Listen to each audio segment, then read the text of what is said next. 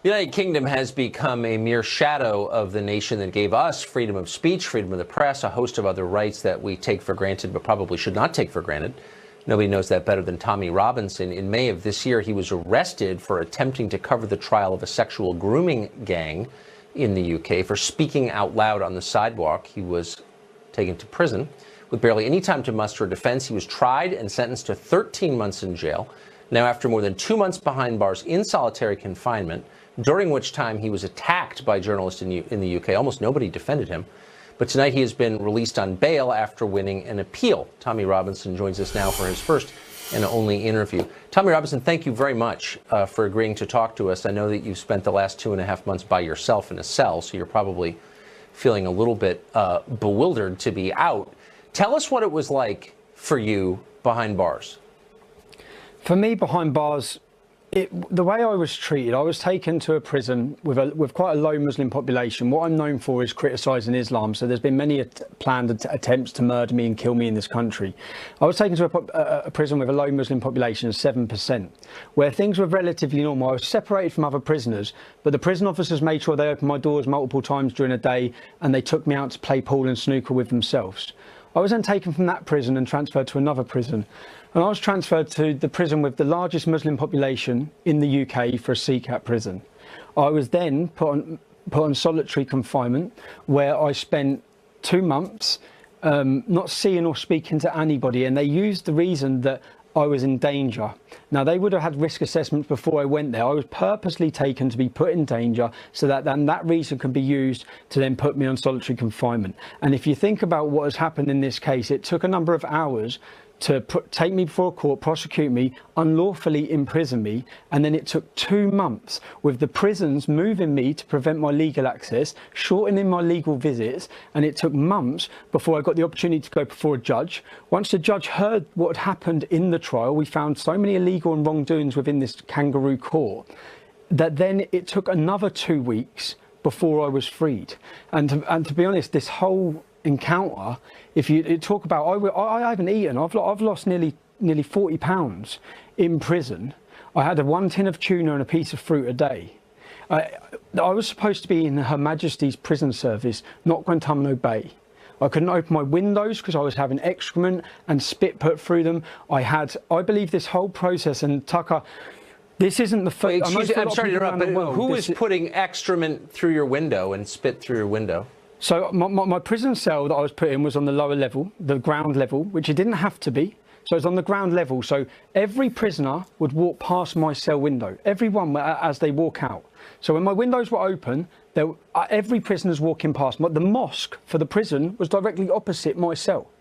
So every time, and we've had huge heat waves, I was literally drenched day to day, and I had excrement and spit thrown through the doors, through my window. So in the end, I had completely blocked up windows, had to block up all of my cell windows.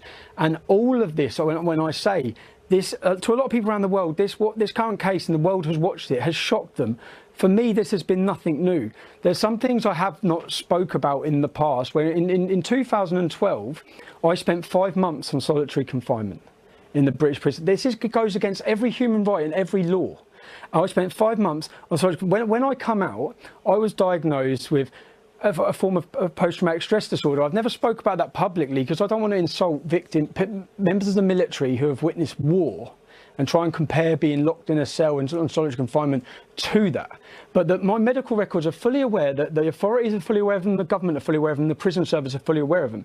They know what that did to me. They know what I went through after that. But I guess, may I interrupt you? I just want our viewers to understand why this happened to you in the first place. You went to prison in a supposedly free country for expressing unfashionable opinions in public. Did you, with this last round, you've been in jail for 2 months, did you hit anybody? Did you steal anything? Or did you say something the government didn't like? There was a court case going on where 29 people were in court for gang raping up to 100 young children. Now, I stood outside the court and I spoke, and all I done was read a BBC News article that is still online now for millions of people to see. Now, and I was taken and everyone would have watched the video, they said for a breach of the peace, they transported me to a police custody, and then my solicitor contacted the police custody. Then they emailed my solicitor, which my solicitor has this email saying I was being released. Then they took me in a van back to the court through the back door. They put me up before a judge, and media reports have said that I pled guilty. At no point was I even asked whether I was guilty or not guilty. I was not even told, and I still to this point now have not been told and do not know what it is I'm deemed to have done wrong. In a British court of law, for a fair trial for anyone, they have to understand what it is they're being accused of.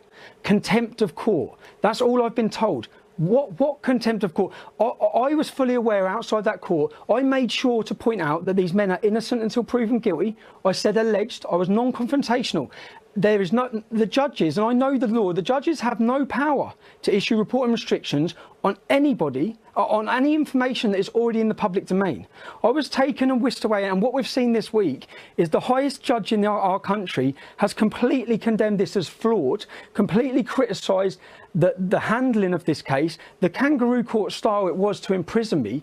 And my biggest concern with it is, at this time, that when this has happened, and so many people, I say thank you to the Middle East Forum, a thank you to Congressman Gosar, a thank you to Ambassador Brownback, people, a thank you to yourself, Tucker, people who come out, because we know that in this country, anyone who speaks about Islam, you can believe him a complete liberal. The minute you mention, criticise Islam, you are deemed and attacked by everybody. Now, and people put their neck on the line. Let me just ask you now, did anyone defend you? I mean, even if people disagree with you, you would think some would say he has a right, this man has a right to express his opinions. Did anybody defend your right to say what you think is true?